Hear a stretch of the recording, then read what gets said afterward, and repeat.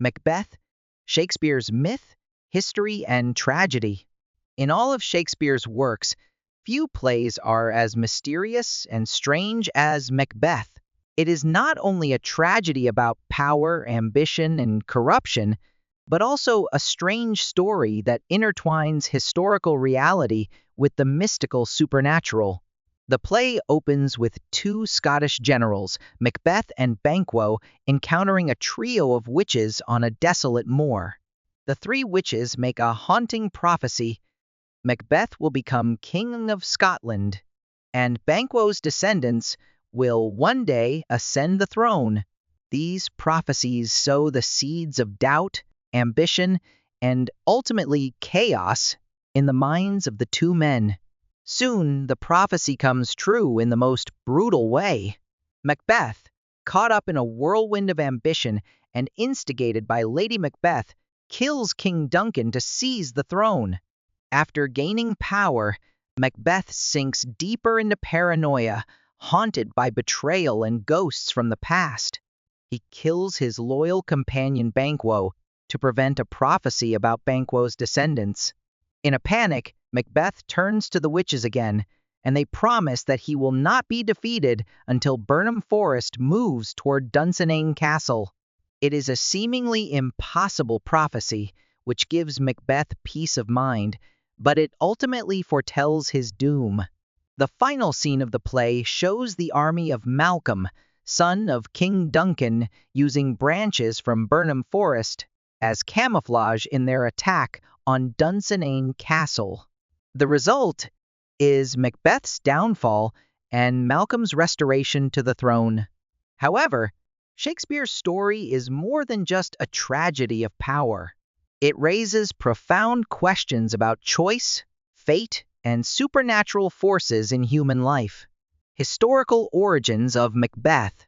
It may come as a surprise to learn that Macbeth, one of William Shakespeare's most famous plays, is based on real historical events that took place in Scotland in the 11th century. Although the story in the play is woven with fictional and mythological elements, its roots lie in the life and career of a general named Macbethad mac Findláich, who became King of Scotland after defeating King Duncan I in battle in 740. Macbethad, commonly known as Macbeth, was born into a noble family in the Moray region of northern Scotland. During the Middle Ages, power and throne were not only based on bloodline, but also required assertion through military feats. According to historical records, Macbeth led a battle against King Duncan I and won, thereby ascending to the throne.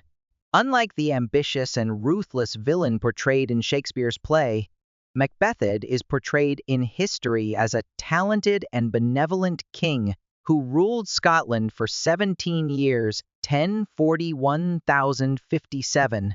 During this time, he was known for promoting stability and making a famous pilgrimage to Rome, showing that he was not only a warrior, but also a visionary ruler. However, Macbethad's reign was short-lived.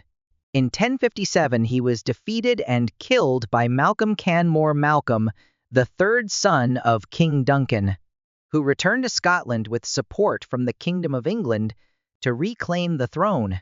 The events surrounding Macbethad are recorded in many medieval texts, but they are not as objective as modern historical records. Chroniclers and poets of the time often used historical narratives as a means to convey their political, moral, or religious views. For example, John of Forden's Chronicles of Scotland and Walter Bower's Scotichronicon portrayed Macbeth as a villain who consolidated the power of the Malcolm family after they regained the throne. These stories also incorporated mythological elements, from prophecies to supernatural forces, turning Macbeth into a symbol of greed and depravity. Shakespeare transformed this historical narrative into a tragedy rich in symbolism and humanity. Drawing inspiration from Holinshed's Chronicles 1577, he not only retold Macbeth's story, but also incorporated distinctive literary and philosophical elements. Ambition and personal tragedy. Macbeth in Shakespeare's play is not only a warrior but also a man torn between ambition and conscience.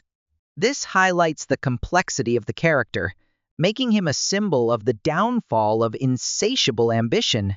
Supernatural elements. The three witches in the play do not appear in history, but they are central elements, representing the ambiguity of fate and the possibility of humans being controlled by destiny. Lady Macbeth, a character entirely created by Shakespeare. Lady Macbeth is the embodiment of persuasion and cunning. She not only pushes Macbeth down the path of sin, but also shows the power of manipulation and its consequences. From a mere historical story, Macbeth has become a literary icon, a timeless figure in global culture. His image is not only recreated in theater and cinema, but also analyzed in literary, historical, and philosophical studies. Shakespeare's Macbeth is more than just a story about power struggles. It is a warning about the consequences of unchecked ambition and a poignant portrait of the conflict within the human psyche. The play has remained relevant through the centuries as a mirror to the complex and sometimes contradictory nature of human beings. The reconstruction of history through the ages.